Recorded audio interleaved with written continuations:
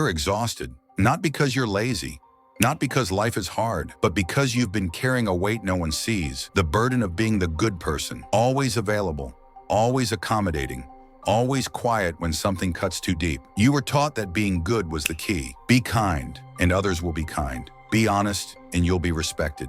Be humble, and the world will reward you. But now you're starting to see the cracks. You keep giving, and people keep taking. You keep swallowing your anger and they keep stepping closer. You keep smiling through the disappointment and it just keeps happening again. What if I told you this version of goodness, the one you've been conditioned to believe in, is a lie?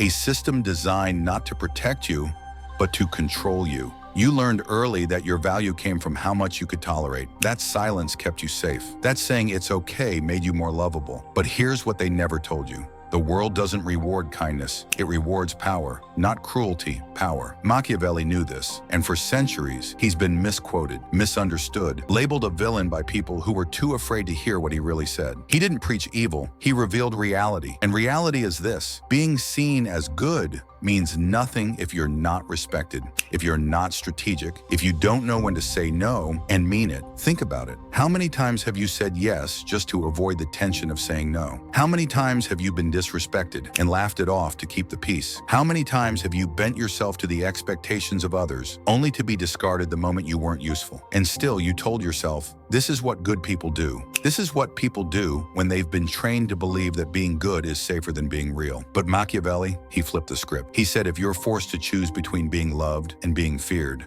choose fear. Not because fear is better, but because fear is respected. Fear sets boundaries. Fear keeps you from becoming a disposable character in someone else's story. People don't respond to your good heart. They respond to your presence. They respond to your ability to say, I will not be used. That strength doesn't come from cruelty. It comes from clarity. The truth is brutal. Blind kindness is seen as weakness. The more agreeable you are, the more invisible you become. The more polite, the more predictable. And the more predictable, the easier you are to control. This isn't pessimism. This is the framework of human behavior when masks are removed. And no one knew that better than Machiavelli. He understood that the world isn't governed by morality. It's governed by leverage, by impact, by boundaries, by the unspoken energy that tells people, you will not walk over me and expect me to smile. Now here's the part most people never admit. The constant need to be seen as good is not a virtue. It's fear. The fear of being rejected, the fear of being misunderstood, the fear of not being enough unless you're bending. So you perform.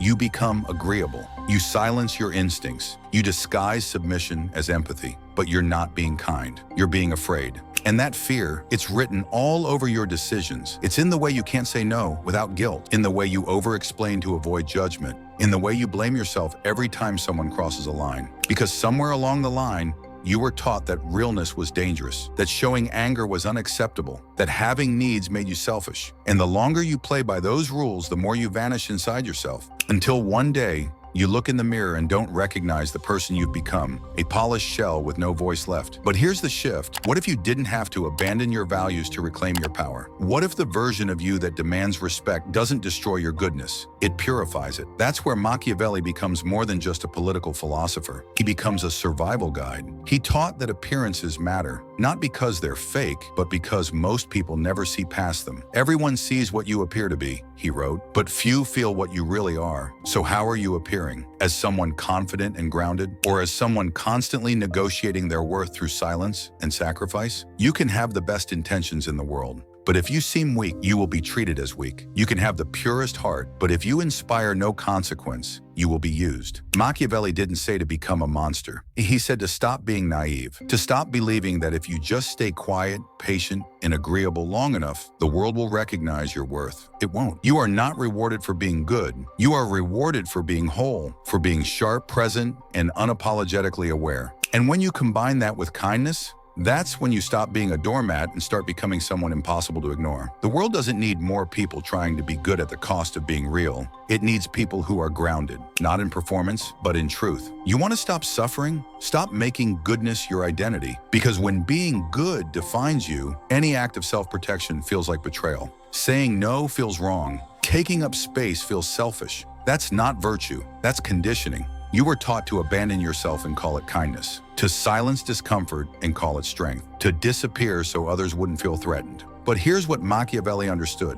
Sometimes protecting your peace means rejecting your performance. He didn't tell you to be ruthless, he told you to stop being naive. People read your silence, they study your patterns, how often you forgive, how much you tolerate, how little you ask for. And if all they see is someone afraid to be misunderstood, they'll use that to shape how they treat you. They don't respond to your goodness, they respond to your boundaries. And boundaries don't need to be loud, they need to be clear. You don't owe anyone explanations for the ways you protect your energy.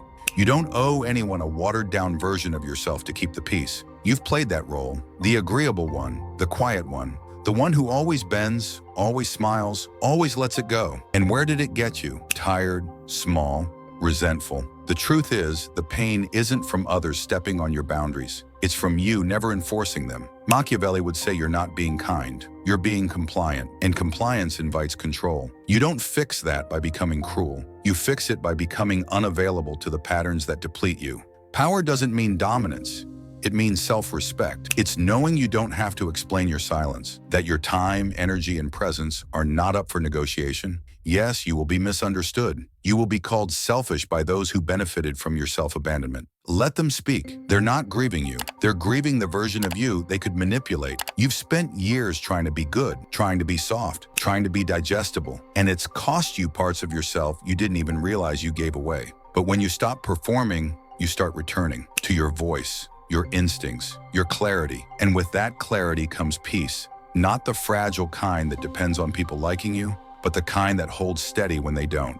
Machiavelli wasn't cruel, he was clear. He showed you that power is quiet, strategic, and sometimes uncomfortable, but it's real. And real is always better than good. Because when you stop trying to be good, you stop being useful to the wrong people. You stop bending for those who never once considered your shape. You stop asking for space and start taking it. And maybe that's the point. Not to be the kindest person in the room, but the most honest. And that kind of honesty, it sets you free.